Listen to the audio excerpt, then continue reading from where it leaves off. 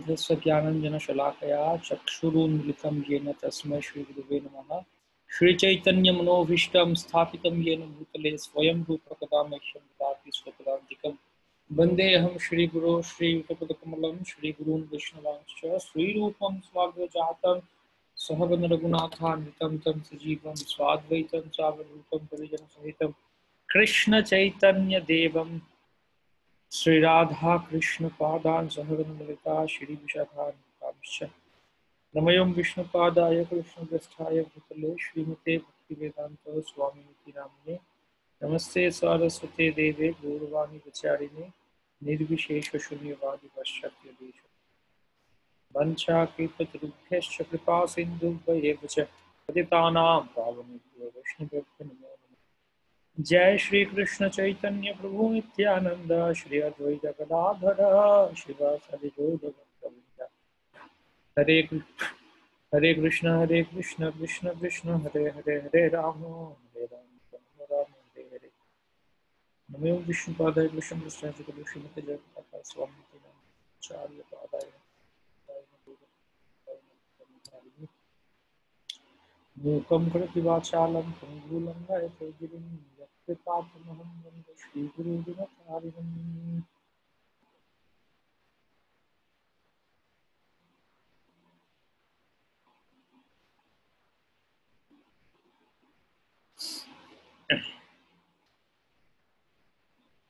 हरे कृष्ण।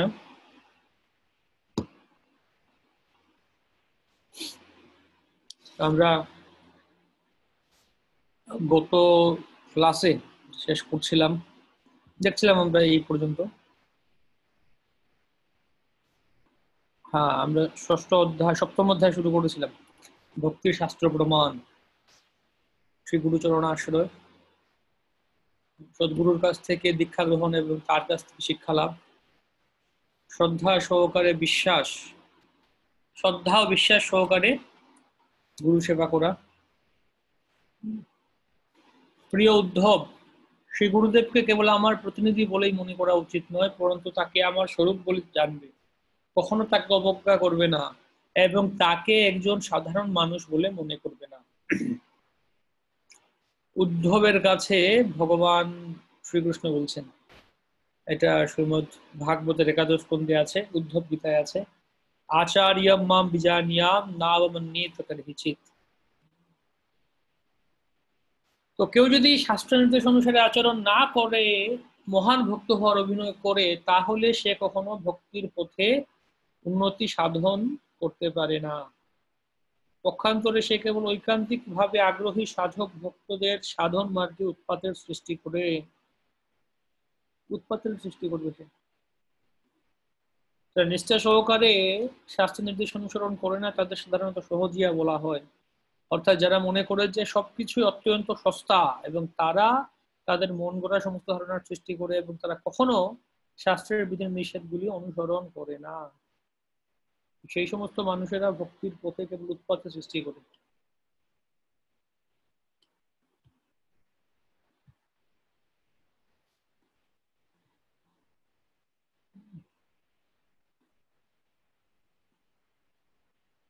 এদের সহজিয়া বলা হচ্ছে, তাদের নিজের ইচ্ছা মতো কাজ করবে তারা। বুদ্ধদেবের কথা বলা হচ্ছে, তিনি মহারাজ অশোকের পৃষ্ঠপোষকতায় বুদ্ধ ধর্ম সারা ভারতে ছড়িয়ে পড়েছিল, তারা এরকম তর্ক করে থাকে।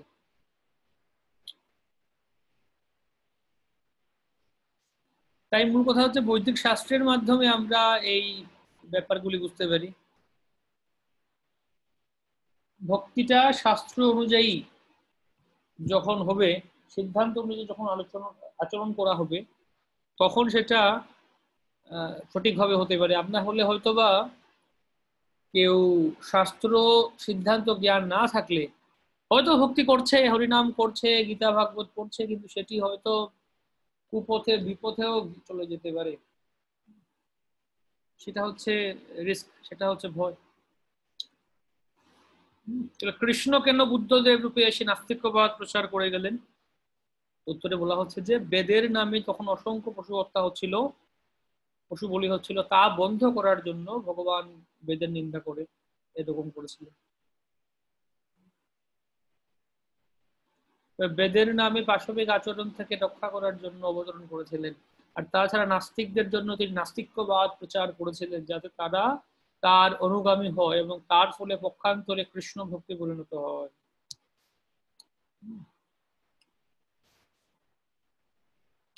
তারপরে বলছেন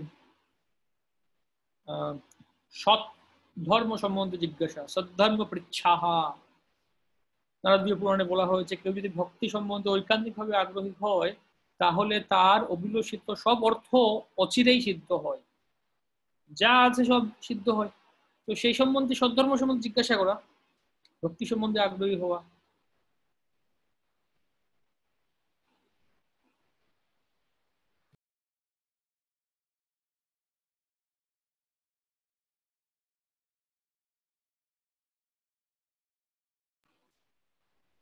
কৃষ্ণার্থে ভোগাদি ত্যাগ।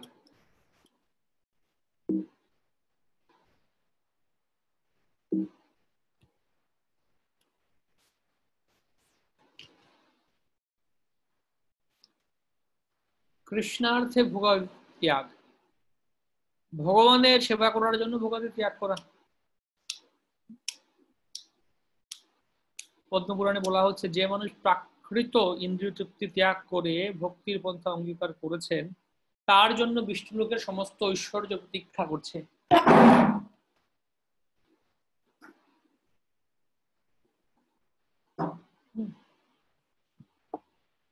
তো ভগবানের সেবার জন্য কৃষ্ণার্থে অখিল চেষ্টা বা কৃষ্ণার্থে ভোগাদি ত্যাগ, এটাও একটা কথা। মহাপ্রভু তিনি তার যুবক অবস্থায় যুবতী স্ত্রী এবং বৃদ্ধ মাতা ছিলেন ঘরে, তাদেরকে ত্যাগ করে তিনি চলে গেছিলেন সন্ন্যাস গ্রহণ করার জন্য। গীতার 2:15 শ্লোকের তাৎপর্য প্রভুপাদ এটা বলছেন, কৃষ্ণার্থে ভোগাদি ত্যাগ, ভগবানের সেবা করার জন্য ভোগাদি ত্যাগ করা। এমন না যে ভোগের বাসনা আসবে না, বা যারা গৃহ ত্যাগ করবেন একদম ফ্রম ডে ওয়ান, একদম প্রথম দিন থেকেই তারা পুরোপুরি ভোগ বাসনা ত্যাগ করে একদম শুদ্ধ হয়ে যাবে না। হয়তো ভোগাদি ভোগের বাসনা আসতে পারে, কিন্তু ভগবানের সেবার জন্য তারা ভোগাদি ত্যাগ করছেন, এটা হচ্ছে মূল কথা। পুণ্যভূমিতে বাস, ধামে বাস করা, জগন্নাথ, পুরী, বৃন্দাবন, মথুরা, নবদ্বীপ, এই ধামগুলিতে বাস করা। চতুর্ভুজ রূপ প্রাপ্ত হন, পার্শ্বদত্ত লাভ করেন। ভগবান জগন্নাথের 80 বর্গ মাইল ব্যাপী পুরুষোত্তম ক্ষেত্রের মাহাত্ম যথাযথভাবে বর্ণনা করা সম্ভব নয়। স্বর্গের দেবতারাও জগন্নাথ পুরীর অধিবাসীদের, বৈকুণ্ঠবাসীদের মতো চতুর্ভুজ রূপে দর্শন করেন।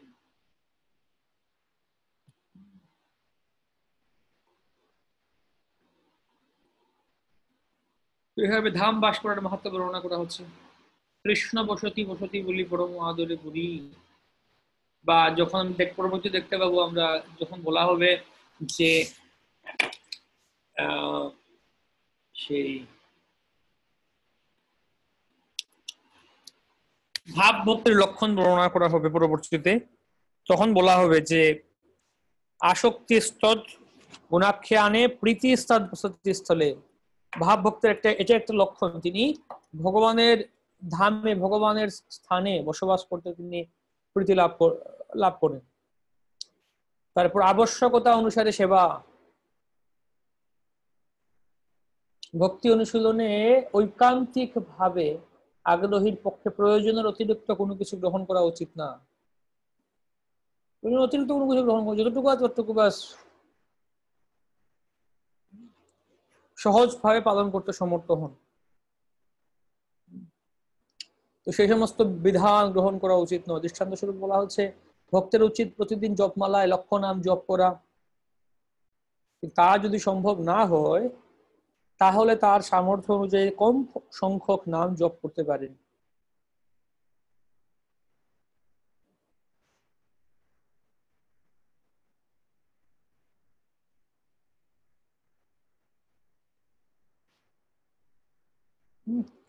এটা একটা আবশ্যকতা অনুসারে সেবা করা। তো যেমন বলা হচ্ছে লক্ষ নাম জপ করতে হয়, সেটা না হলে তিনি কম সংখ্যক করতে পারেন, যেমন অন্ততপক্ষে 25,000 নাম, অর্থাৎ ষোলমালাতে 25,000 নাম হয় জপ করতে বলা হচ্ছে। যদি কেউ জপ করতে না পারেন তাহলে অবশ্যই তাকে সেই জপ পরের দিন পূর্ণ করতে হবে। তো এই নির্দেশ অনুসারে সকলকে দৃঢ় প্রতিজ্ঞ হতে হবে। যদি কেউ দৃঢ়তার সঙ্গে তা না করে তাহলে সে প্রমাদগ্রস্ত হবে। এটি একটি বড় অপরাধ। আমরা যদি অপরাধ মুক্ত না হই তাহলে আমরা ভক্তির মার্গ থেকে উন্নতি সাধন করতে পারবো না। যেমন আমরা গতকালকে নৃসিংহ চতুর্দশী উপলক্ষে এটা শেয়ার করেছিলাম আমাদের গ্রুপে, কারা কারা এরকম 25,000 জপ বা ষোলমালা জপ যেরকম করি আমরা, সেরকম গ্রন্থ কতটুকু পড়বো, কতটুকু আমরা প্রভুপাদের গ্রন্থ পড়ার জন্য ইয়ে করব, প্রতিদিন কত পৃষ্ঠা করে। অনেকে এখানে করেছেন। আপনারা যারা করতে চান আপনারা আমাদের গ্রুপে যুক্ত হতে পারেন। টেলিগ্রামে গ্রুপ আছে আমাদের।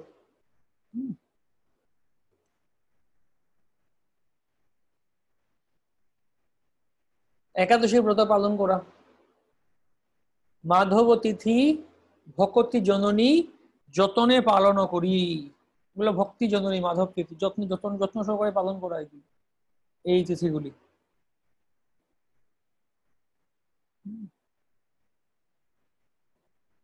অশ্বত্থ আদি বৃক্ষকে সম্মান করা,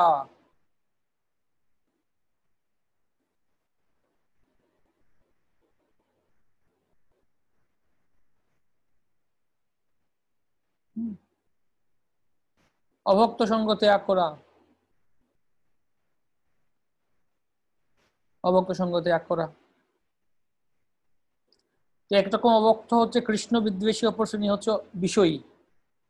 পক্ষান্তরে বলা যায় যে ইন্দ্রিয় তৃপ্তির অভিলাষী ও ভগবান শ্রীকৃষ্ণের বিরোধী হচ্ছে অবৈষ্ণব, কখনোই তাদের সঙ্গ করা উচিত নয়। এই দু ধরনের অভক্ত আছে, একটা হচ্ছে কৃষ্ণ বিদ্বেষী, অপর শ্রেণী হচ্ছে বিষয়ী। দুজনের সঙ্গই ত্যাগ করতে হবে। তার মধ্যে আবার বিষয়ী ভক্তদের মধ্যেও বিষয়ী আছে, তাহলে কি করা যায়? সে ধরনের বিষয়ের সঙ্গ আমাদের ধীরে ধীরে পরিত্যাগ করা উচিত, বা সে ধরনের বিষয়ের সঙ্গ আমাদের পরিহার করা উচিত। ভক্ত বিষয়ী তাদেরকে আমরা সম্মান করবো দূর থেকে, হ্যাঁ হরে কৃষ্ণ প্রভু, কিন্তু তাদের সেরকম সঙ্গ করার প্রয়োজন নেই। কাত্যায়ন সংহিতায় বলা হচ্ছে জ্বলন্ত আগুনের মধ্যে লোহার খাঁচায় থাকাও বরং ভালো, কিন্তু কৃষ্ণ বিদ্বেষী অভক্তের সঙ্গ করা উচিত নয়। তেমনি বিষ্ণু রহস্যে বলা হয়েছে যে বিষয় বাসনার দ্বারা প্রভাবিত হয়ে নানা দেবদেবীর উপাসকদের সহবাস করার থেকে সর্প, ব্যাঘ্র অথবা কুমিরকে আলিঙ্গন করা অনেক ভালো। সর্প, ব্যাঘ্র বা কুমিরকে আলিঙ্গন করা অনেক ভালো।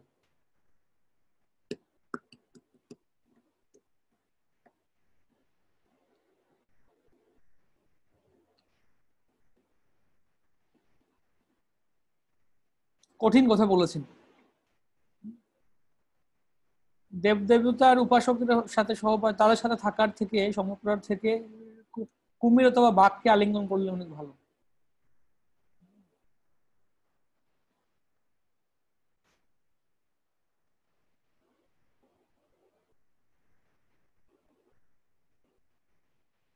এবং বিভিন্ন কিছু বলা হচ্ছে, সুন্দরী শ্রীলাভের জন্য পার্বতী, বিদ্যালাভের জন্য সরস্বতী আরাধনা করতে বলা হয়েছে। এভাবে ভাগবতে নানা রকম বাসনা চরিতার্থ করার জন্য বিভিন্ন দেবদেবীর উপাসনা করার উল্লেখ রয়েছে।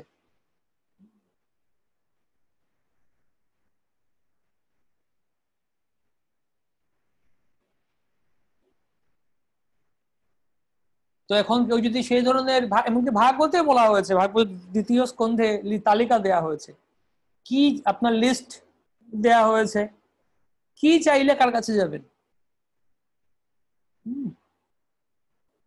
সুন্দরের স্ত্রী চাইলে পার্বতীর কাছে, বিদ্যা চাইলে সরস্বতীর কাছে, টাকা চাইলে লক্ষ্মী দেবীর কাছে, বল চাইলে এই দেবতার কাছে, বুদ্ধি চাইলে ওই দেবতার কাছে, বিভিন্ন একটা তালিকা দেয়া হয়েছে। কিন্তু অন্তিমে বলা হচ্ছে যে না, অকাম সর্ব কাম বা মোক্ষ কাম উদারধি তীব্রেণ ভক্তি যোগে নিজেতে পুরুষম পরম, সমস্ত কিছুর ঊর্ধ্বে হচ্ছে তীব্র হয় ভগবানের ভক্তি করা।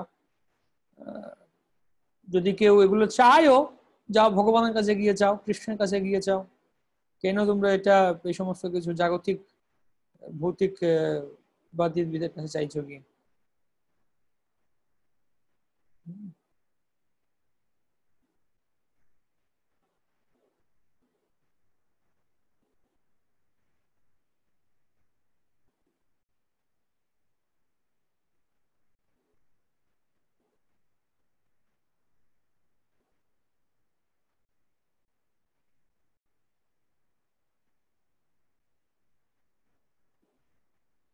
অযোগ্য শিষ্য গ্রহণ না করা,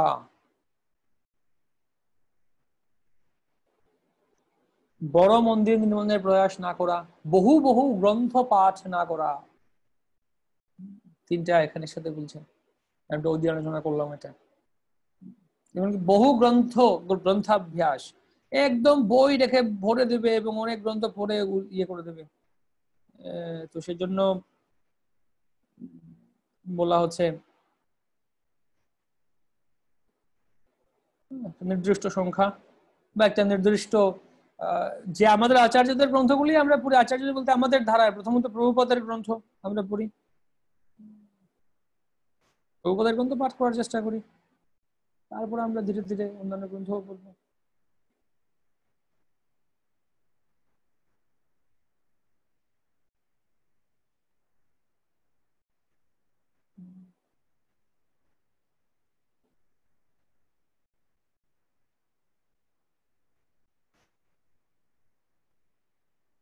তো এই যে মহাপ্রভু কৃপা করে দিয়েছেন, মহাপ্রভু আসলে অনেক শিষ্য গ্রহণ করা উচিত না, কিন্তু মহাপ্রভু হইচই কৃপা করে বলেছেন যে ঠিক আছে সর্বোচ্চ প্রচার করতে বলছেন, আমার আজ্ঞায় গুরু হইয়া তারও এই দেশ, এই অমৃতবাণী প্রচার করতে বলা হচ্ছে। এবং যদি কেউ ঐকান্তিক ভাবে শিষ্য হতে ইচ্ছুক হয় তাহলে সন্ন্যাসী তাকে শিষ্যত্বে বরণ করেন।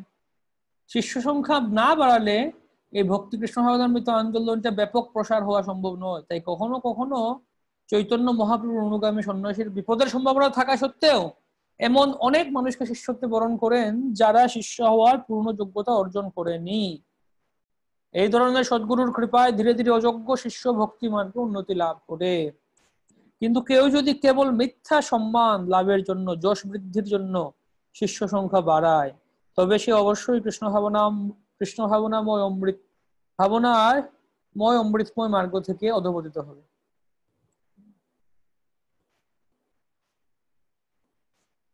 আবার কেউ যদি নিজের পাণ্ডিত্য জাহির করে বিভিন্ন জায়গায় ভাষণ দিয়ে নাম কেনার জন্য বহু গ্রন্থ পাঠ করে পড়া সদ্গুরুর উচিত নয়। এই রোগ বর্জন করা উচিত, এই সমস্ত রোগ বর্জন করা উচিত, সেটা বর্ণনা করা হচ্ছে। অর্থাৎ কৃষ্ণ ভক্তি প্রচারের জন্য আমরা মন্দির, এখানে যে তিনটা বলা হচ্ছে অযোগ্য শিষ্য না নেয়া, কৃষ্ণ ভক্তি প্রচার করার জন্য অযোগ্য শিষ্য হলেও অনেক সময় গুরুদেব নিতে পারেন বা বড় মন্দির বানাতে পারেন, অনেক গ্রন্থ পাঠ করতে পারেন, তবে সেটা শুধু ভক্তি প্রচারের জন্য, মহাপ্রভুর বাণী প্রচারের জন্য, সেটা নিজের পাণ্ডিত্য জাহির করা, নিজের মিথ্যা সম্মান লাভ করা বা সেইগুলোর জন্য না।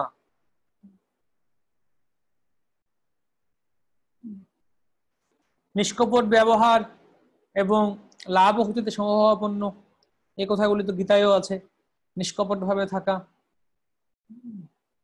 বিহ্বল চিত্ত না হওয়া। এই দেখুন, ভোজন ও আচ্ছাদন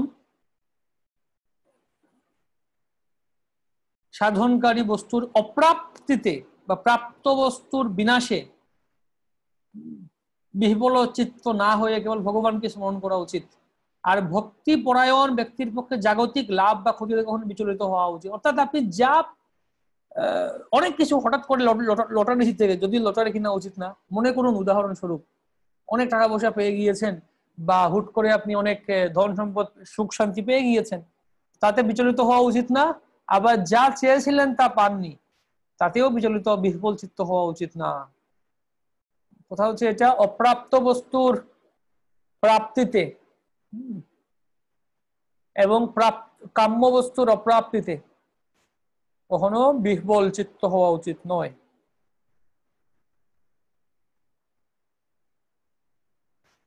শোক ও মোহের দ্বারা যাদের চিত্ত বিমোহিত হয়েছে তাদের হৃদয়ে শ্রীকৃষ্ণ কখনোই প্রকাশিত হন না। শোকামর্ষাদি ভীর ভাবের আক্রান্তম ইয়স্য মানসম কথম তত্র মুকুন্দস্য স্ফূর্তি সম্ভাবনা ভবেত। যার হৃদয় শোক এবং মোহ দ্বারা বিমোহিত হয়েছে, সে কিভাবে মুকুন্দের স্ফূর্তি কিভাবে হতে পারে তার হৃদয়ে? কথম তত্র মুকুন্দস্য স্ফূর্তি সম্ভাবনা ভবেত, কিভাবে সম্ভব হতে পারে?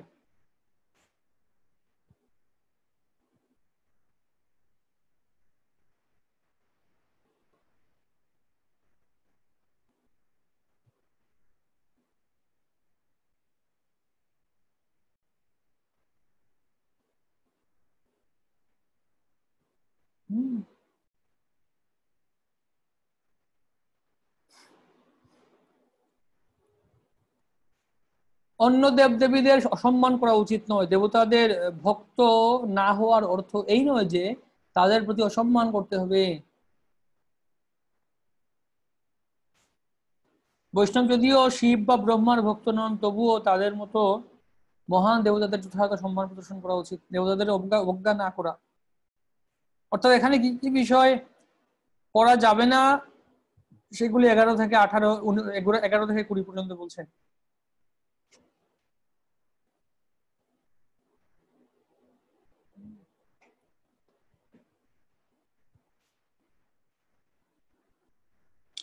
তারপর অন্য দেবতাদের অবজ্ঞা না করা হবে। আসলে এটা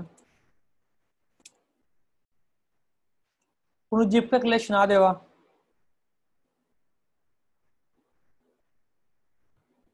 অন্য কোনো জীবকে ক্লেশ না দেওয়া। আমার জন্য কেন আরেকটা জীব কষ্ট পাবে? এই জীব ভক্ত কখনো কাউকে ক্লেশ দেন না বা কষ্ট দেন না।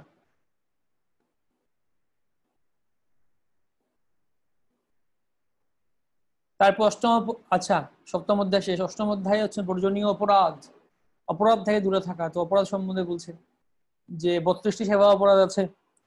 গাড়িতে বা পালকিতে করে জুতো পায়ে ভগবানের মন্দিরে যাওয়া, তার যাওয়া উচিত নয়। তারপর জন্মাষ্টমী, রথযাত্রা এগুলো পালনে অবহেলা করা উচিত নয়। ভগবান শ্রী বিগ্রহের সামনে দণ্ডবত প্রণতি নিবেদন করতে অবহেলা করা উচিত নয়। খাওয়ার পর বা হাত পা না ধুয়ে মন্দির প্রবেশ করা উচিত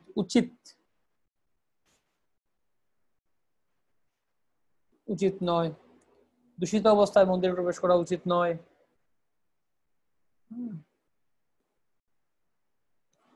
যেমন কারো মৃত্যু হলে কেউ অশুচি হয়, তো ব্রাহ্মণদের জন্য অশুচি অবস্থা 12 দিন থাকে, ক্ষত্রিয় বা বৈশ্যের জন্য 15 দিন, শূদ্রের জন্য 30 দিন, সেরকম মেনে চলা উচিত। এক হাতে দণ্ডবোধ করা উচিত নয়।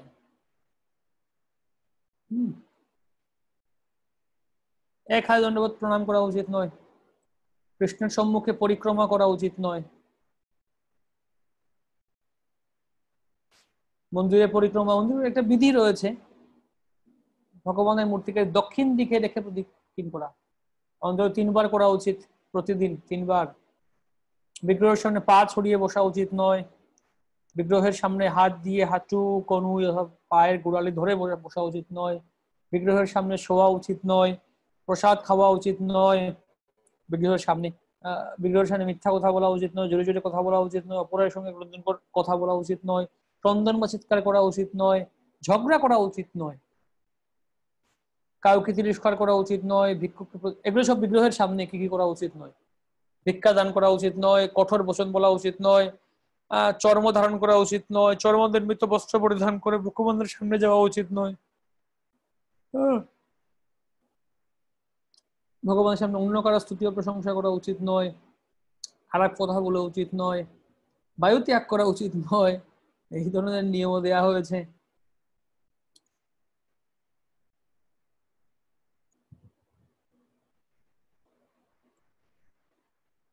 তো বায়ু ত্যাগ করা উচিত নয়। এখন তো অনেকে এটা প্রাকৃতিক নিয়ম হয়ে যেতে পারে, তো সেই জন্য আহারটাকে কন্ট্রোল করতে হবে। ক্ষমতা অনুসারে ভগবানের পূজা করা থেকে বিরত থাকা উচিত নয়। যার যতটুকু ক্ষমতা আছে করা উচিত সেরকম।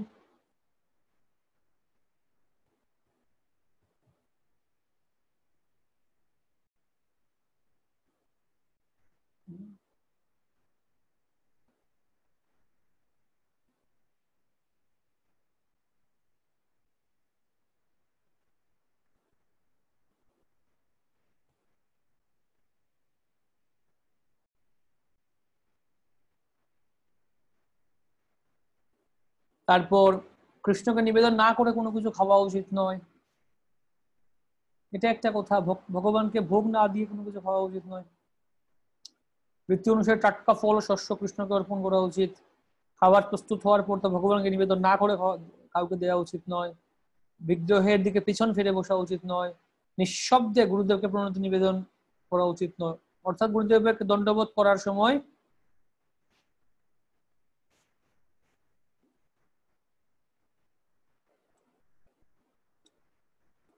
উচ্চস্বরে গুরু প্রণতি উচ্চারণ করা উচিত। গুরুদেবের সান্নিধ্যে এলে তার গুণকীর্তন করতে অবহেলা করা উচিত নয়। গুরুদেবের সঙ্গে নিজের প্রশংসা করা উচিত নয়। অন্যান্য দেবদেবীর নিন্দা করা উচিত নয়। এই 32টি হচ্ছে সেবা অপরাধ। এছাড়াও কয়েকটি অপরাধের কথা বরাহ পুরাণে বলা হচ্ছে অন্ধকার ঘরে বিগ্রহ স্পর্শ করা উচিত নয়। ভগবানের বিগ্রহ অর্চনার বিধিবিধানগুলি দৃঢ়তার সঙ্গে পালন করতে অবহেলা করা উচিত নয়। কোন রকম শব্দ না করে অর্থাৎ আগমন বার্তা না জানিয়ে ভগবানের মন্দিরে ঢোকা উচিত নয়। অর্থাৎ কি করা উচিত, আমরা যেমন ঘন্টা বাজাই, মন্দিরে এই জন্য ঘন্টা রাখে প্রবেশদ্বারে, কুকুর অথবা নিম্ন স্তরের কোনো পশু বা খাদ্যদ্রব্য দেখেছে তা ভগবানকে নিবেদন করা উচিত নয়, তাই ঢেকে নিয়ে যাওয়া উচিত এবং নীরব থাকা উচিত পূজার সময়। আর বলা পূজা করার সময় মূত্র ত্যাগ বায়ু ত্যাগ করা উচিত নয়। পুষ্প অর্পণ না করে ধূপ নিবেদন করা উচিত নয়। সুগন্ধবিহীন পুষ্প ভগবানকে নিবেদন করা উচিত নয়। প্রতিদিন ভালো করে দন্ত ধাবন করতে অবহেলা করা উচিত নয়। মৈথুনের পর মন্দিরে প্রবেশ করা উচিত নয়। রজস্বলা স্ত্রীকে স্পর্শ করা উচিত নয়। মৃতদেহ স্পর্শ করার পর মন্দিরে প্রবেশ করা উচিত নয়। লাল অথবা নীল রঙের কাপড় পরে অথবা অপরিষ্কার কাপড় পরে মন্দিরে প্রবেশ করা উচিত নয়। মৃতদেহ দর্শন করার পর ভগবানের মন্দিরে প্রবেশ করা উচিত নয়। মন্দিরে বায়ু ত্যাগ করা উচিত নয়। মন্দিরে ক্রুদ্ধ হওয়া উচিত নয়। শ্মশানে যাওয়ার পর মন্দিরে প্রবেশ করা উচিত নয়। ভগবানের বিগ্রহের সম্মুখে ঢেকুর তোলা উচিত নয়। ভালোভাবে খাদ্য হজম না করে ভগবানের মন্দিরে প্রবেশ করা উচিত নয়। গাঁজা খাওয়া উচিত নয়। আফিম আদি মাদক দ্রব্য গ্রহণ করা উচিত নয়। শরীরে তেল মেখে মন্দিরে প্রবেশ অথবা ভগবানের শ্রীমূর্তির স্পর্শ করা উচিত নয়। যে সমস্ত শাস্ত্রে পরমেশ্বর ভগবানের পরমেশ্বর নিরূপিত হচ্ছে সেই সমস্ত শাস্ত্রের প্রতি অশ্রদ্ধা প্রদর্শন করা উচিত নয়। কোন বিরুদ্ধ মত পোষণকারী শাস্ত্রের প্রবর্তন করা উচিত নয়। ভগবানের বিগ্রহ সামনে পান খাওয়া উচিত নয়। অপরিষ্কার পাত্রে রাখা ফুল ভগবানকে দেওয়া উচিত না। আসন ছাড়া মাটিতে বসে ভগবানের অর্চনা করা উচিত নয়। স্নান সম্পূর্ণ না হলে ভগবানের বিগ্রহ স্পর্শ করা উচিত নয়।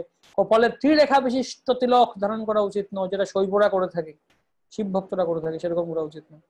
হাত ও পা না ধুয়ে মন্দিরে প্রবেশ করা উচিত নয়। এছাড়াও অন্যান্য নিয়ম হচ্ছে অবৈষ্ণবের তৈরি খাবার ভগবানকে নিবেদন করা উচিত নয়। অভক্তের সম্মুখে পূজা করা উচিত নয়। অবৈষ্ণব দর্শন করে ভগবানের পূজা করা উচিত নয়। ভক্তি বিঘ্ন বিনাশন গণপতির পূজা করে ভগবানের আরাধনা করা উচিত, এটা বলা হচ্ছে। তবে আমাদের জন্য প্রভুপাদ বলছেন গণপতির পূজা আলাদা করে করার প্রয়োজন নেই। প্রভুপাদ আমাদেরকে আলাদা করে বলেছেন।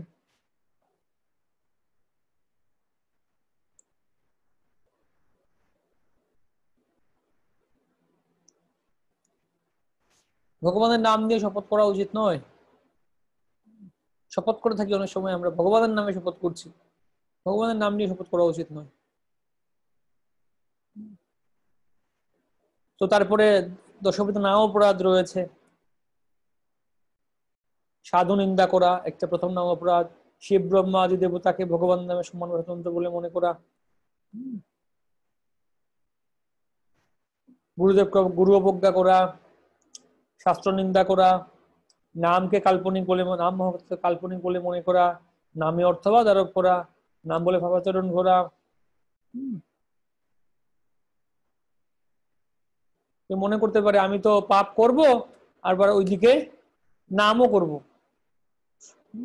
সারাদিন আমি পাপ করে যাবো আর সকালে একবার নাম করে নেবো বা রাতে একবার নাম করে নেবো, ব্যাস হয়ে গেল, সারাদিনের পাপ শেষ।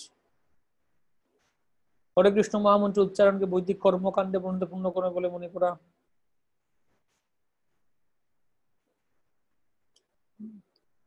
শ্রদ্ধাহীন ব্যক্তিকে নামের উপদেশ দেয়া, মহিমা উপদেশ দেয়া, ভগবানের প্রতি পূর্ণ বিশ্বাস না থাকা, তার অগাধ মহিমা শ্রবণ করে বিষয় শক্তি বজায় রাখা।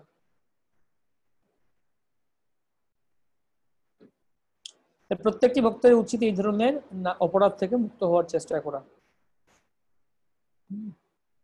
তো এই হচ্ছে অপরাধ সমূহ, এখান থেকে মুক্ত হওয়ার চেষ্টা করা উচিত। তো আপনার ডিটেলস আরো ভালো করে পড়ুন এবং ধীরে ধীরে পড়ুন। অপরাধগুলি বিচার করার চেষ্টা করি আমরা, এই অপরাধগুলি কি কি আছে, কিভাবে মুক্ত হতে পারি আমরা, প্রত্যেকটা অপরাধ বিচার করার চেষ্টা করি।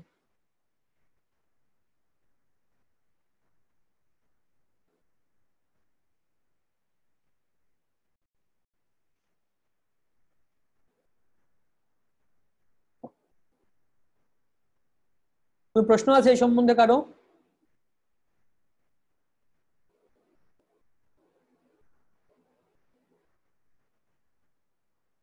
তাহলে কোনো প্রশ্ন আছে অপরাধ সম্বন্ধে বা আজকে আমরা যা দেখলাম এতক্ষণ?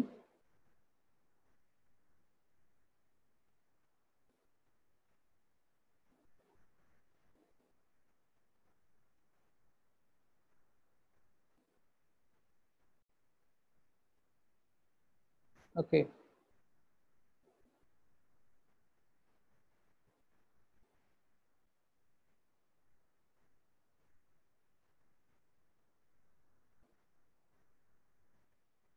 তাহলে আমরা 9 এবং 10 অধ্যায় দেখা শুরু করব। নবম অধ্যায়, ভক্তির অঙ্গগুলির বিশেষ বিবেচনা।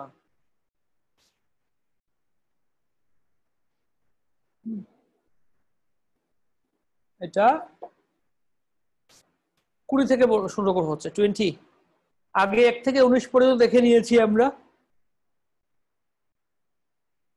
7 এবং 8 অধ্যায়ে 1 থেকে 19 পর্যন্ত বলা হয়ে গিয়েছে। এখন নবম অধ্যায় থেকে 20 নম্বর ভক্তি অঙ্গ বর্ণনা করা শুরু হবে। নিন্দা। ভগবান তার ভক্তের নিন্দা কখনো এবং তার ভক্তের নিন্দা কখনো সহ্য করা উচিত না। সেই জন্য বলা হচ্ছে, যদি কেউ যদি কোনো মানুষ ভগবান বা তার ভক্তের নিন্দা শুনে, তো সেই স্থান তৎক্ষণাৎ ত্যাগ করা উচিত, আর না হলে সমস্ত পুণ্য ক্ষয় হয়ে যায়। কীর্তনীয় সদা হরি।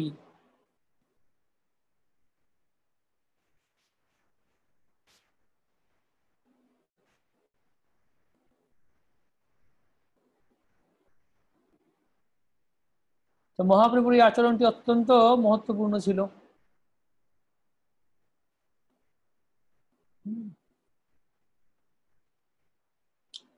তো তারা এরকম তৃণের থেকেও নম্র এবং একটি গাছের থেকেও বেশি সহনশীল হয়ে নিজের জন্য কোন রকম সম্মানের প্রত্যাশা না করে অপরকে সম্মান প্রদর্শন করা।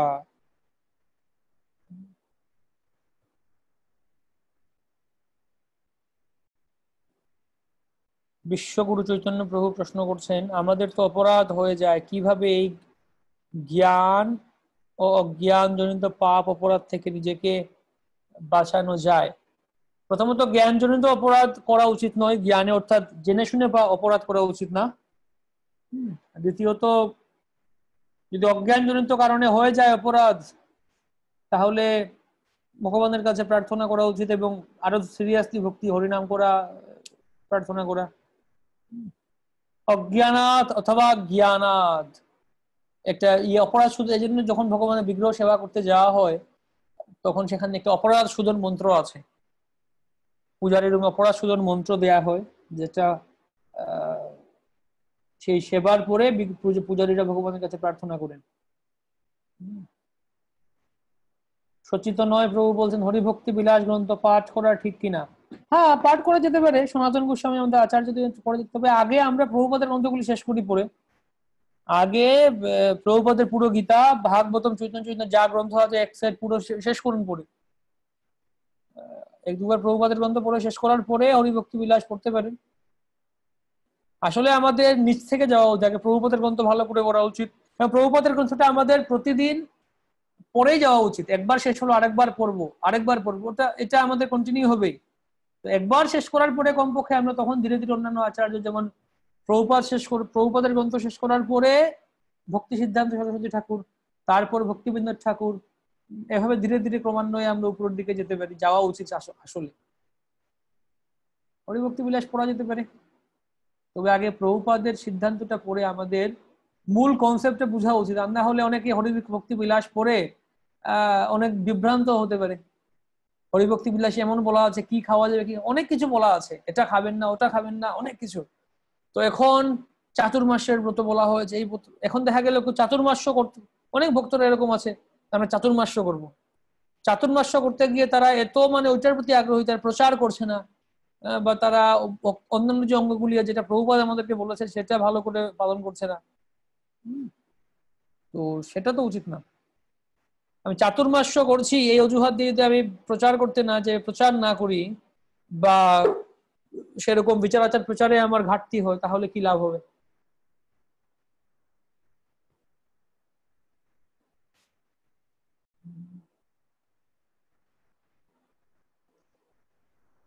যাই হোক, নিন্দা শ্রবণ না করা, এই রকমের অপমানের 3 রকম প্রতিকার হতে পারে। যদি বাণীর দ্বারা নিন্দা করে, তাহলে ভক্ত এতই দক্ষ হওয়া উচিত, তাকে তর্কের দ্বারা নিরস্ত করা উচিত। যদি কেউ নিন্দা করে, তাকে তর্ক দিয়ে আপনি, অর্থাৎ যদি কেউ ব্রাহ্মণ হয়, ব্রাহ্মণদের জন্য এটা। আর 2 নম্বর, যদি কেউ না পারে, তাহলে সেখানে দাঁড়িয়ে দিন দিনভাবে বৈষ্ণবদের শোনার থেকে, বৈষ্ণবদের নিন্দা শোনার থেকে আত্মহত্যা করা ভালো। মূলত শূদ্রদের জন্য বলা হচ্ছে। আর যদি তাও সম্ভব না হয়, তাহলে সেই স্থান ত্যাগ করে যাওয়া উচিত। মূলত যারা বৈশ্য আছে তারা সেরকম করবে। তার উপর ক্ষত্রিয়দের জন্য আরেকটা বলা হচ্ছে, যে ওই ব্যক্তির জিহ্বা কেটে ফেলতে হবে। যদিও এখানে বলা হয়নি, এটা এটা অন্যান্য জায়গায় বলা আছে। কিন্তু আমরা কেউ সেরকম ক্ষত্রিয় নই, আর সেরকম শূদ্রও নই যে আমরা আত্মহত্যা করে ফেলবো বা কাউকে ইয়ে করে ফেলবো।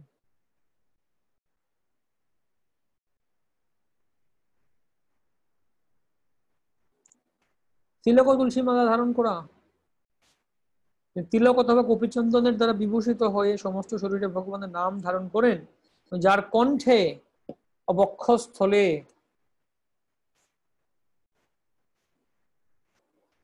তুলসী মালা থাকে, সেই বৈষ্ণবদের কাছে জমদূত আসতে পারে না।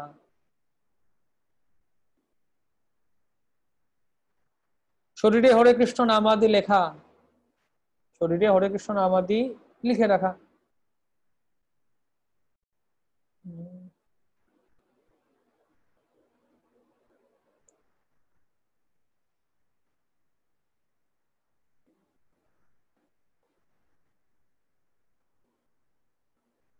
পদ্মপুরাণে বলা হচ্ছে, যে মানুষ শরীরে চন্দন ও ভগবানের দিব্য নামের দ্বারা বিভূষিত, তিনি সব রকম পাপ থেকে মুক্ত হয়েছেন, এবং তার মৃত্যুর পর তিনি পরমেশ্বর ভগবানের সঙ্গ লাভ করার জন্য আহ কৃষ্ণলোকে প্রবিষ্ট হন।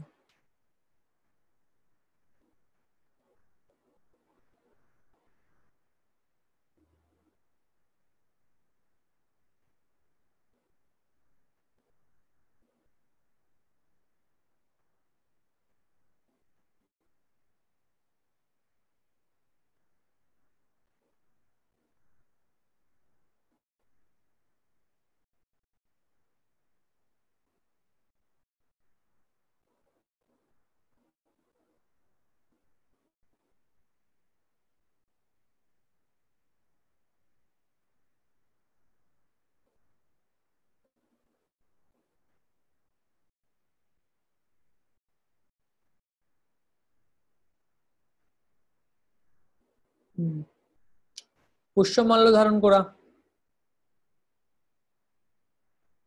মালা আদি ধারণ করা।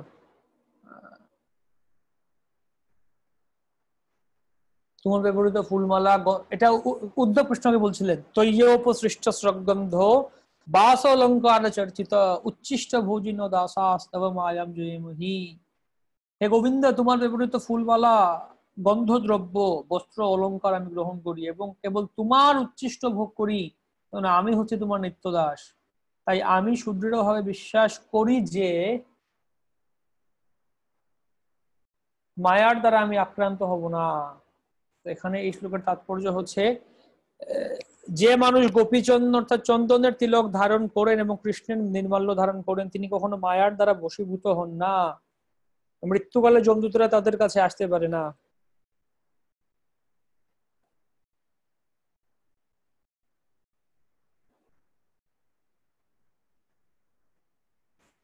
শ্রীমূর্তির সম্মুখে নৃত্য করা,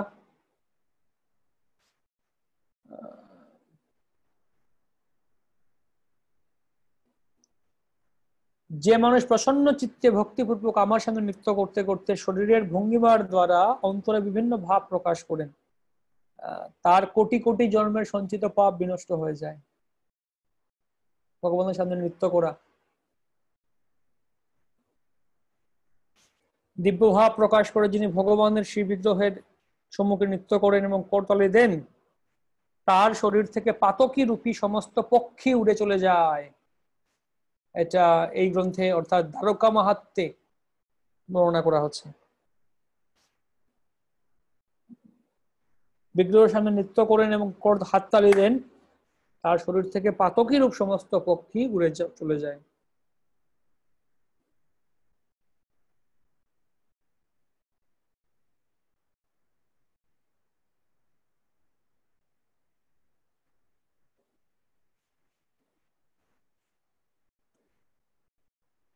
বিগ্রহকে সামনে দণ্ডবোধ প্রণাম করা। যিনি প্রভূত পুণ্যকর্ম আচরণ করছেন, যে মানুষ কেবল শ্রদ্ধা সহকারে ভগবানের নিবেদন প্রণতি জানিয়ে তাদের সমপর্যায়ভুক্ত নন,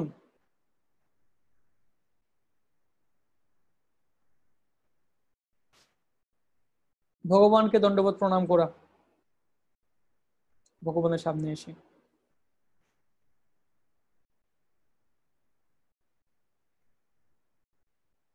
ভগবানকে স্বাগত জানাতে দণ্ডায়মান হওয়া। ভগবানের যখন মন্দির খুলবে, দর্শন খুলে বা ভগবান যখন আসবেন, আমরা দণ্ডায়মান হয়ে দাঁড়িয়ে যাই। তারপর শ্রীমূর্তির অনুগমন, যখন ভগবানকে নিয়ে প্রসেশন হয়, যেমন আমাদের এখানে হাতি প্রসেশন হয়, হাতির উপর রাধা মাধবকে চড়িয়ে মায়াপুরে ইয়ে করা হয়, শোভাযাত্রা করা হয়। তো সেরকম হলে তার পেছন পশ্চাৎ অনুগমন করা, বিষ্ণু মন্দির অথবা তীর্থে গমন করা,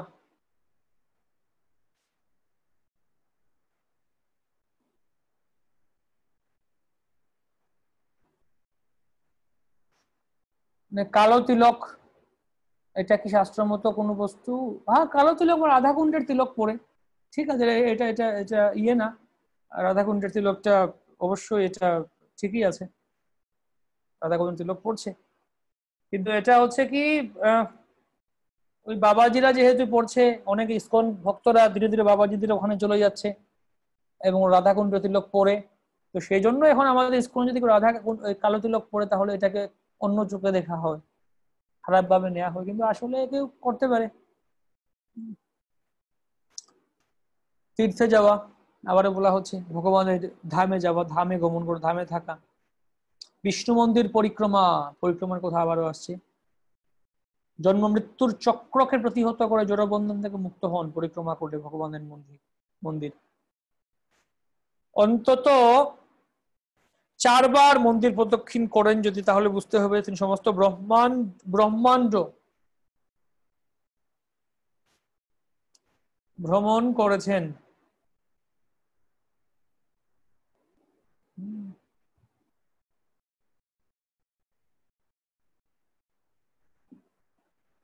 অর্চন, অর্চন মানে ভগবানের মন্দিরে বিগ্রহের অর্চন করা, পুজো করা। ভক্তির এই অঙ্গ অনুশীলন করার ফলে বুঝতে পারা যায় যে আমরা সেই শরীর নই, আমাদের স্বরূপে আমরা চিন্ময় আত্মা।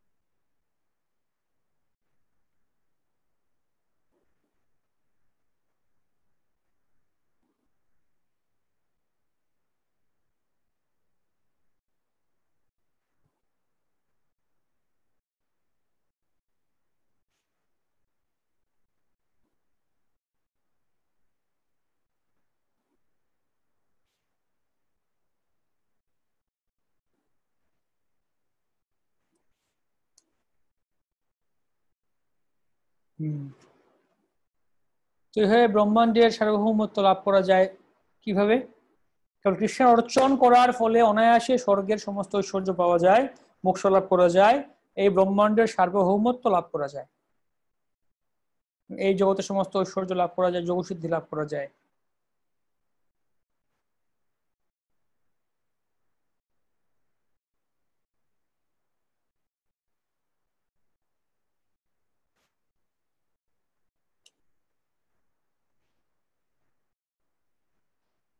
এই জগতে মানুষ পরমেশ্বর শ্রী বিষ্ণু আরাধনা করছেন, তিনি অনায়াসে নিত্য আনন্দময় ভগবত ধাম বৈকুণ্ঠ লোকে প্রবেশ করতে পারেন, যিনি সরাসরি কৃষ্ণের আরাধনা করছেন। তো ভগবানের পরিচর্যা বিষ্ণু রহস্যে বলা হয়েছে, রাজার পরিচারকেরা যেভাবে রাজার সেবা করে, ঠিক সেইভাবে যদি কোনো মানুষ ভগবানের সেবা করেন, তাহলে অবশ্যই তিনি দেহত্যাগের পর কৃষ্ণলোকে উন্নীত হবেন, কৃষ্ণলোকে উন্নীত হবেন।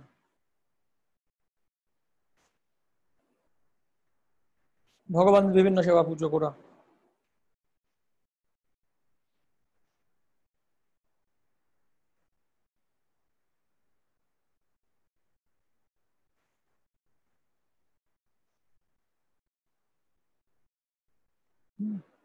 এ হচ্ছে সিদ্ধান্ত।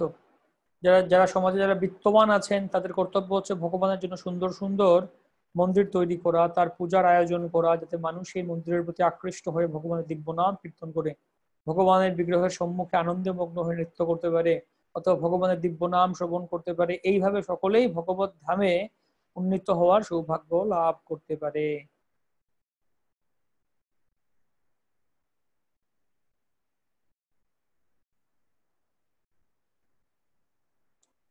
যাই হোক, কীর্তন করা, ভগবানের সামনে কীর্তন করা, মহিমা কীর্তন করা, সংকীর্তন করা, সবাই মিলে সংকীর্তন করা। তো কীর্তনটা আবার নাম কীর্তন, লীলা কীর্তন, গুণ কীর্তন, রূপ কীর্তন, সেরকম কীর্তন রয়েছে। লীলা গুণ রূপ আদির মহিমা কীর্তন করে।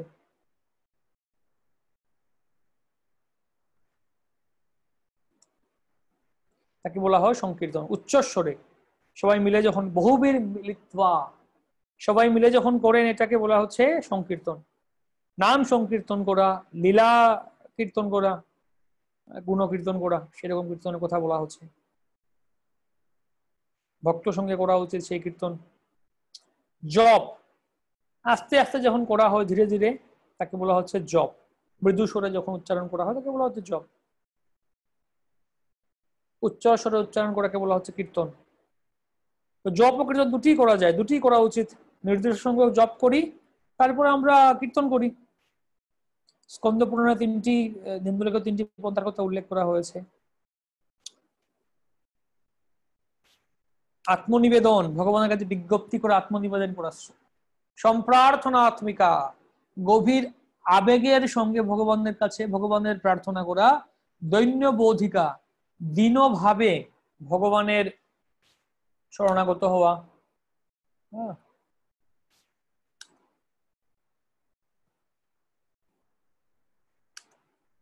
এবং লালসাময়ী, সিদ্ধি লাভের অভিলাষী হওয়া। তো এই কথাগুলি আমরা দেখতে পাই নরোত্তম দাস ঠাকুরের ভজন প্রার্থনা, ভক্তিবিনোদ ঠাকুরের যখন ভজন আছে, সেখানেও দেখতে পাই, ওখানে লেখা আছে ভক্তিগীতি সঞ্চয়নে, সম্প্রার্থনাত্মিকা, দৈন্যবোধিকা, লালসাময়ী। বিশেষ করে নরোত্তম দাস ঠাকুরের প্রার্থনা গ্রন্থটি সেরকম তিনটা ভাগে ভাগ করা হয়েছে।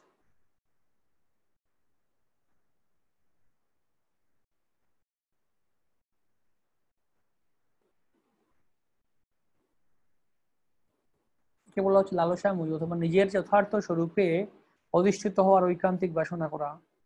আত্মনিবেদনের এই লালসাময়ী স্তর হচ্ছে যথার্থ মুক্তির স্তর, যাকে বলা হয় স্বরূপ সিদ্ধি। জীব তখন আত্মজ্ঞান লাভ করে ভগবানের সঙ্গে তার প্রকৃত সম্পর্কের কথা জানতে পারে। পদ্মপুরাণ ঐকান্তিক ভাবে আত্মনিবেদনের ভাব প্রকাশিত হয়েছে ভগবানের প্রতি ভক্তের প্রার্থনায়। হে প্রভু, যুবতীরা যেমন স্বাভাবিকভাবে যুবকদের প্রতি আকৃষ্ট হয় এবং যুবকেরাও যেমন স্বাভাবিকভাবে যুবতীদের প্রতি আকৃষ্ট হয়, আমি প্রার্থনা করি আমার মন যেন ঠিক সেইভাবে আপনার প্রতি আকৃষ্ট হতে পারে। এই দৃষ্টান্তটি অত্যন্ত সুন্দর দিচ্ছেন। যুবতীনাম যথা ইউনি ইউনাম চ যুবতৌ যথা।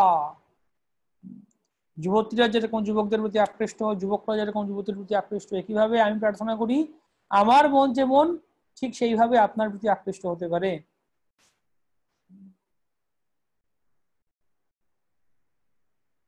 অর্থাৎ স্বতঃস্ফূর্ত ভাবে স্বাভাবিকভাবে আকৃষ্ট হব। আত্মনিবেদন, ভগবানের কাছে পুরোপুরি আত্মনিবেদন করা। বৈষম পাপী দুরাচারী নাহি ত্রিভুবনে।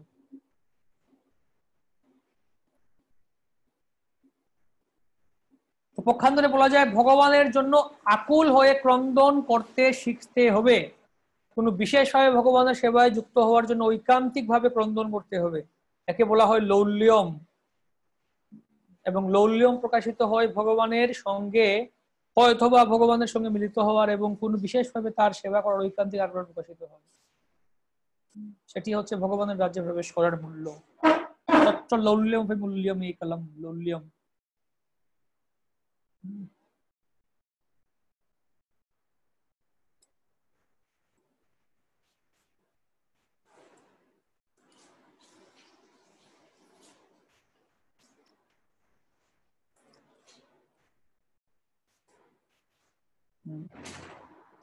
তীব্র লোভ থাকতে হবে আমাদের সেই ব্যাপারে। তীব্র লোভ থাকতে হবে হৃদয়ে।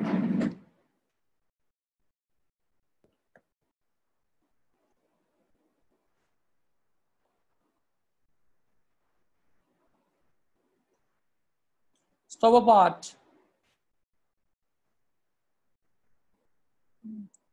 মনীষীদের মত অনুসারে গীতা বহু প্রামাণিক স্তবে পরিপূর্ণ। বিশেষ করে একাদশ অধ্যায়ে অনেক স্তব রয়েছে, প্রামাণিক স্তবে পরিপূর্ণ।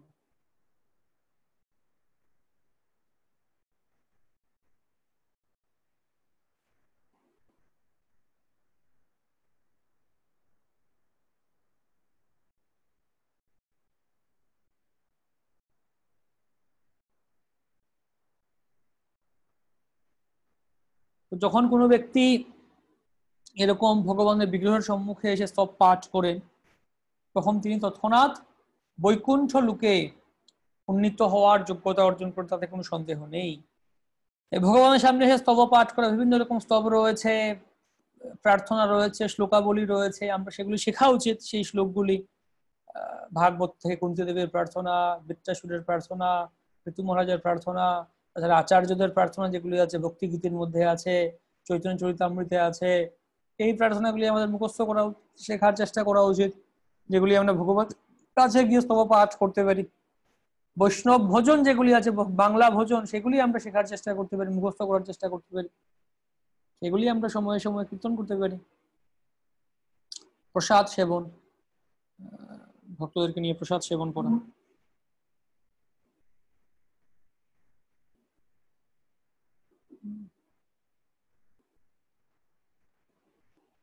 চরণামৃত পান করা, ভগবানের চরণ অর্পিত চরণামৃত পান করা। অকাল মৃত্যু হরণম সর্বব্যাধি বিনাশনম বিষ্ণু পাদোদকম পিত্বা শিরসা ধারয়াম্যহম।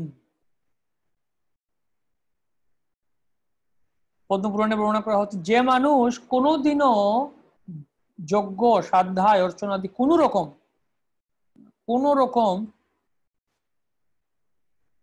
পুণ্যকর্ম করেনি, সেও ভগবানের মন্দিরে গিয়ে চরণামৃত পান করে পরম ধামে প্রবেশ করার যোগ্য হয়।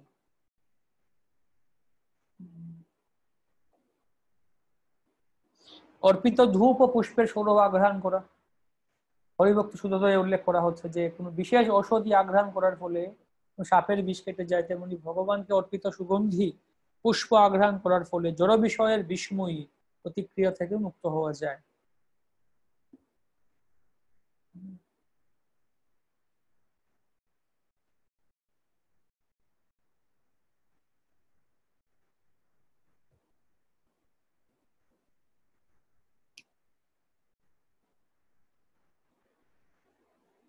তেমনি কোনো মানুষ যখন মন্দিরে এসে ভগবানকে নিবেদিত সুগন্ধি পুষ্প ও ধূপ আঘ্রাণ করে তখন তিনি সমস্ত জড়কলুষ থেকে মুক্ত হন। ভগবান কল্পিত ধূপ ও পুষ্পের সৌরভ আঘ্রাণ করা,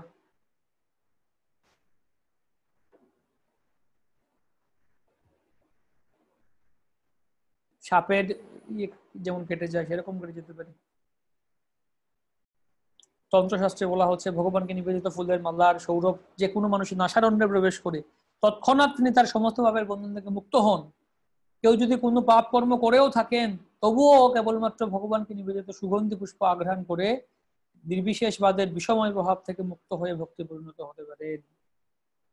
এই শ্লোকগুলি খুব সুন্দর, কোটেশনগুলি সুন্দর, আমরা এগুলি মনে রাখতে পারি বা প্রচারে ব্যবহার করতে পারি। লোকদেরকে বলুন এই কথাগুলি, তারা খুব আগ্রহ হবে, হ্যাঁ ঠিক আছে ভগবানের সুগন্ধি পুষ্প আমরা গ্রহণ করব, ধূপ আঘ্রাণ করব, সামনে নৃত্য করা, কীর্তন করা, কীর্তন করার মাহাত্ম কি, নৃত্য করার মাহাত্ম কি। তো বিশেষ করে এই প্রচারে এই শ্লোকগুলি কাজে লাগতে পারে। নিজেদের ভক্তি জীবনেও পার্সোনাল ব্যক্তিগত প্রয়োগেও আসবে, প্রচার ক্ষেত্রে প্রয়োগে এই শ্লোকগুলি আসবে। শ্রী বিগ্রহ স্পর্শ করা, শ্রী বিগ্রহ স্পর্শ করা, প্রথমত যারা বৈষ্ণব দীক্ষায় দীক্ষিত হয়েছেন তারাই এটা স্পর্শ করতে পারবেন।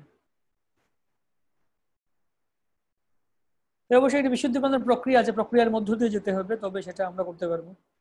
গান্ধী কেবল তাদের পিঠে হরিজন ছাপ মেরে শুদ্ধিকরণ করতে চেয়েছিলেন নিচগুলো জন্ম হওয়ার ফলে যারা হয়েছিল।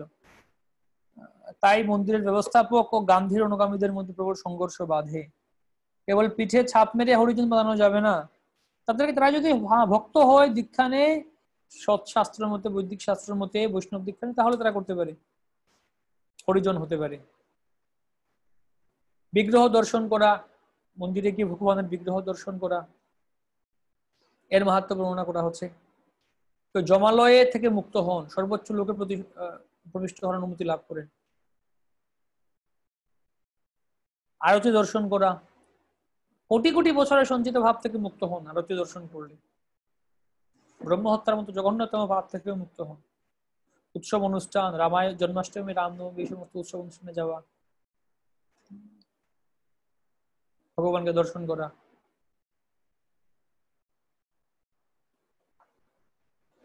এই হচ্ছে নবম অধ্যায়। দশম অধ্যায়ে বর্ণনা করা হচ্ছে শ্রবণ ও স্মরণের প্রক্রিয়া। শ্রবণ ও স্মরণের প্রক্রিয়া।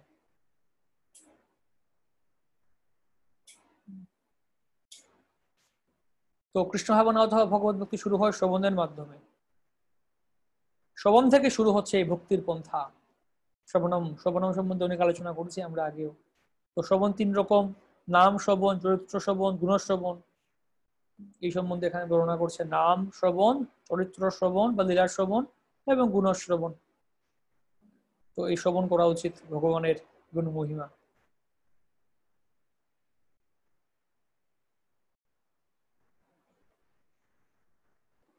মন্ত্রের মাধ্যমে যেরকম সেই সর্পদংশনে মৃতপ্রায় মানুষ উজ্জীবিত হয়ে যায়, তো কিভাবে এই হরে কৃষ্ণ মহামন্ত্রের ফলে আমরা উজ্জীবিত হতে পারি?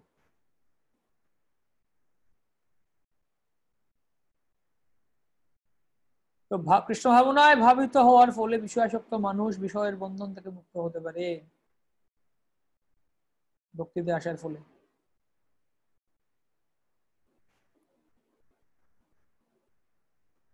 এক কথা শ্রবণের মাহাত্ম্য বর্ণনা করা হচ্ছে ভগবানের কৃপার প্রত্যাশী হওয়া। ভগবান, হ্যাঁ এটা গুরুত্বপূর্ণ, এটার উপরে মনে হচ্ছে আপনাদের ওপেন বুকও আছে।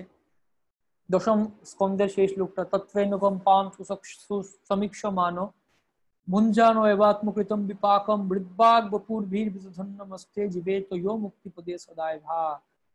ভগবানের সেবায় যুক্ত হলে, ভগবানের বিশেষ কৃপায় আমরা সমস্ত দুঃখ দুর্দশা থেকে মুক্ত হতে পারি। আবার আবার অনেক সময় দুঃখ কষ্ট আসতে পারে। দুঃখ কষ্ট আসলে তখন ভক্ত কি মনে করেন, এটা ভগবানের বিশেষ ইচ্ছা রূপে গ্রহণ করেন। প্রথমত যদি দুঃখ কষ্ট আসে কারোর জীবনে, তাহলে তিনি নিজের পূর্ববর্তী জন্মের কর্মফল হিসেবে গ্রহণ করেন, যে আমি আমার কর্মফল ভোগ করছি, কর্মফল ভোগ করছি রূপে গ্রহণ করেন। তারপর সেটা তিনি ভগবানের উপর তিনি নির্ভর করে। যে ভক্ত এরকম আছেন তাকে বলা হচ্ছে দায় ভাগ। দায় ভাগ কথার মানে কি এখানে কোথায় আছে মনে হচ্ছে, তো সেই সম্বন্ধে আমি একটা ভিডিও করেছিলাম রিসেন্টলি, যেটা করোনা ভাইরাসের উপরে, করোনা ভাইরাস, ভক্তদের করোনা ভাইরাস হবে কিনা, ওখানে এই শ্লোকটা সম্বন্ধে আলোচনা করছিলাম ডিটেলস।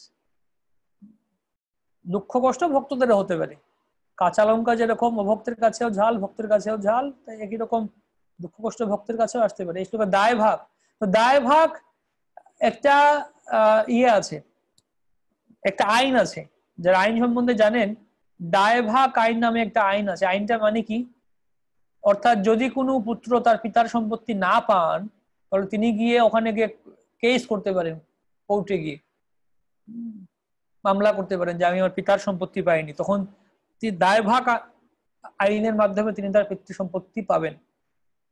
অর্থাৎ মানে কি, মনে করুন আমার পিতা বাবা কোটিপতি, তো আমাকে যদি কোটি ধনী হতে হয়, জাস্ট আমাকে বেঁচে থাকতে হবে, আমাকে শুধুমাত্র মরে গেলে হবে না, বেঁচে থাকতে হবে, তাহলেই আমি আমার পিতার সম্পত্তি পেয়ে যাব।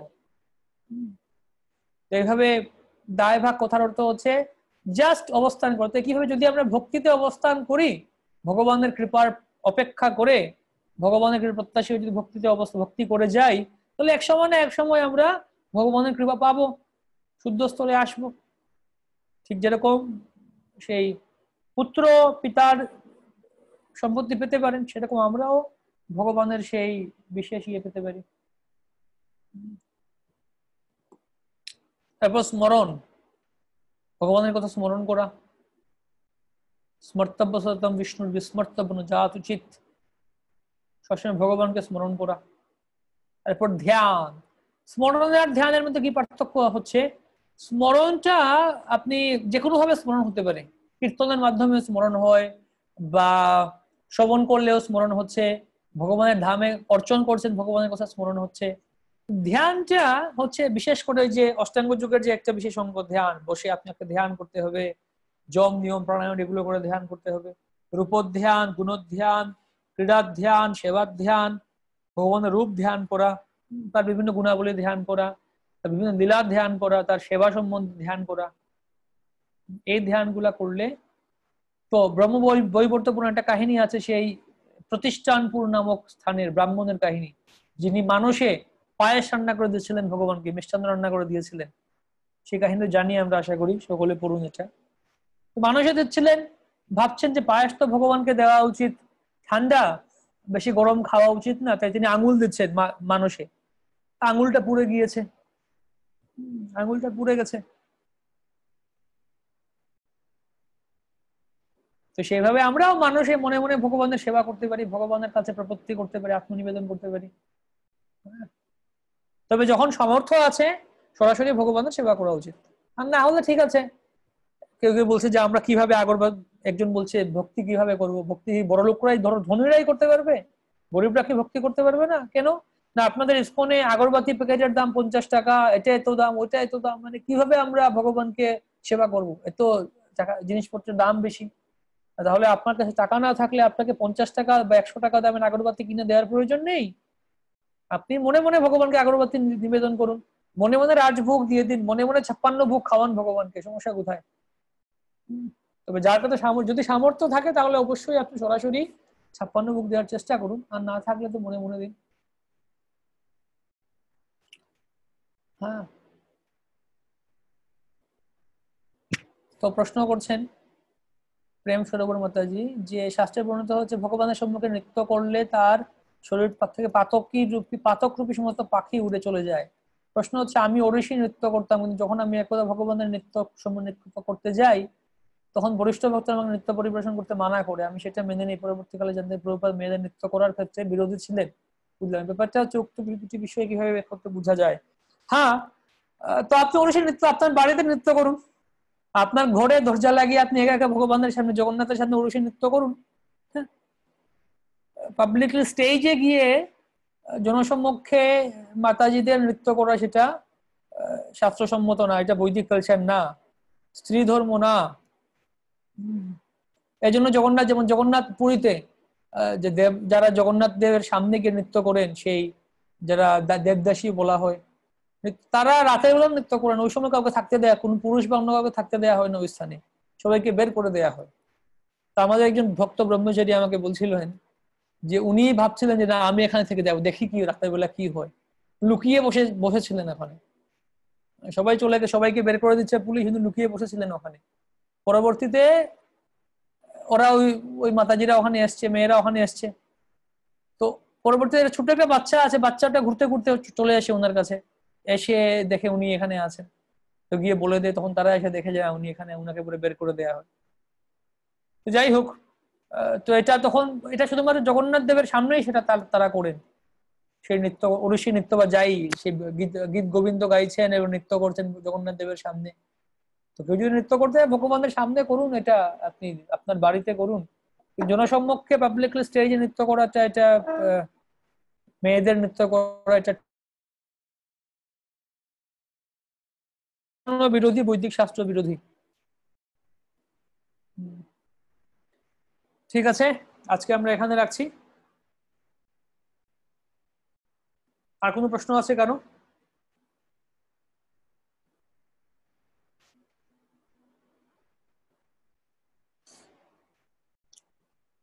আমরা পরবর্তী ক্লাস করব 11 থেকে 14, 11, 12, 13, 14 চারটা অধ্যায় আমরা আগামী ক্লাসে পরশুদিন করব। আমরা আগামী ক্লাসে চারটা অধ্যায় করব, তারপরের ক্লাসে দুটো অধ্যায় করে 15, 16, আর তারপরের ক্লাসে 17 থেকে 19। আর 3টে ক্লাস আমরা ভালো করে করতে পারলে 3টে ক্লাসে আমাদের ভক্তিরসামৃত সিন্ধু শেষ হয়ে যাবে। সাধারণত আমরা এই কারিকুলামই করা হয় আমাদের এখানে, যখন আমরা ভক্তি শাস্ত্রে করছি এই 10টা ক্লাস মোটামুটি 10টা ক্লাসে আমাদের করা হয় ভক্তিরসামৃত সিন্ধু সব মিলিয়ে। তো এই 3টে ক্লাস হলে তারপরে আমরা আমাদের গীতার যে 4টা অধ্যায় বাকি আছে সেই 4টা অধ্যায় আমরা শেষ করে নেব, তাহলে ভক্তি শাস্ত্রী আমাদের ক্লাস শেষ হয়ে যাবে। উদার কীর্তি প্রভু কিছু বলতে চাইছেন? হ্যাঁ, হ্যাঁ প্রভু। প্রভু বলছি, শরীরে যদি ওই তিলক থাকে এবং তুলসী মালা থাকে, তাহলে জমদূতদের নির্দেশ দেওয়া হয়েছে তারা যেন সেখানে না যায়। হ্যাঁ, ভগবানের দূরে যদি আসে তাহলে নিশ্চয়ই তিনি তাহলে কৃষ্ণলোকে যাবেন। তাহলে আবার বলা হচ্ছে যদি স্মরণ না করতে পারেন মৃত্যুর সময়, যদি ভগবানকে স্মরণ না করেন তাহলে তিনি যাচ্ছেন না ওখানে। এই ক্ষেত্রে বিষয়টা কি? না, প্রশ্নটা বুঝতে পারিনি আমি। যদি ভগবানের হ্যাঁ, শরীরে যদি তিলক থাকে, তুলসী মালা থাকে, তাহলে যমরাজ যমদূতদের নিষেধ করেছেন যেন এই ভক্তের কাছে ও তাদের কাছে না যায় যমদূতেরা। হ্যাঁ, তাহলে এখানে কারা আসবে? কৃষ্ণদূতেরা আসবেন হয়তো। না, সেটা নির্ভর, যদি ভগবানকে স্মরণ করেন তাহলে হ্যাঁ ভগবান বিষ্ণু আসতে পারবেন, না হলে হয়তো স্মরণ যদি না করতে পারেন, কিন্তু না, তাহলে স্বর্গলোকে যাবেন। স্বর্গলোকে যাবেন। তাহলে কোনো দূতের প্রয়োজন নেই, এমনি চলে যাবেন, মানে দূত কৃষ্ণদূতে আসা না, হয়তো স্বর্গলোকের সেখানকে ইন্দ্রের বা স্বর্গলোকের দূতরা আসতে পারে। আচ্ছা, যেখানে হয়তো কোনো না কোনো জায়গায় যাবেন তিনি, ভালো জায়গাতে। হ্যাঁ, অন্য কোনো। আরেকটা প্রশ্ন হচ্ছে, যেটা আমরা দেখেছি ওই অজামিলের কাহিনীতে, অজামিলের জায়গা ওখানে, তার আগে কি ওই যমদূতরা জানতেন না যে যেহেতু কৃষ্ণ নাম করেছে, ওখানে লেখা আছে যে অজামিলের কাছে আসার পরেই যমদূতরা জানলো যে যারা কৃষ্ণের নাম করে সেখানে তাদের কিছু করার নেই, মানে সেখানে তারা কিছু করতে পারবে না। ওই যে হ্যাঁ, হ্যাঁ, হতে পারে, এরকমও হতে পারে, তারা আগে থেকে জানতো না। আচ্ছা, আগে তাদের মানে এই জন্য তারা বলছিল আপনারা কে, আপনারা কি করছেন এখানে? তো হ্যাঁ, বলছে আমরা তো এসছি তাকে নিয়ে যেতে। তো যমদূতরা ভাবছে আমাদের প্রভু যমরাজ হচ্ছেন সর্বশ্রেষ্ঠ, উনি অধীশ্বর সমস্ত কিছু, উনি সবকিছুর মালিক, আপনারা আবার কে এখানে? তো পরবর্তীতে যমরাজের কাছে গেলেন, তখন যমরাজ বললেন যে না, এরা হচ্ছেন ভগবান শ্রী বিষ্ণুর দূত, তারা আমারও প্রভু, তার দূত। মানে তারা জানতেন না যে যমরাজেরও প্রভু আছে। হ্যাঁ, হ্যাঁ, ঠিক আছে, ঠিক আছে, ধন্যবাদ। হরে কৃষ্ণ। তো আপনারা এই সময়, এই সুযোগে, এই লকডাউনের সময় প্রস্তুতি নিতে থাকুন। লকডাউন শেষ হলেই পরীক্ষাগুলি দেওয়া শুরু করে দেবেন, পরীক্ষাগুলি দিয়ে শেষ করে দিন।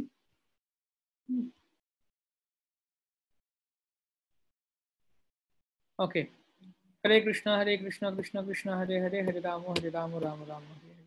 श्रील प्रभुपाद की जय, श्रील रूप गोस्वामी पाद की जय, भक्ति रसामृत सिंधु की जय, समस्त भक्तवृंद की जय।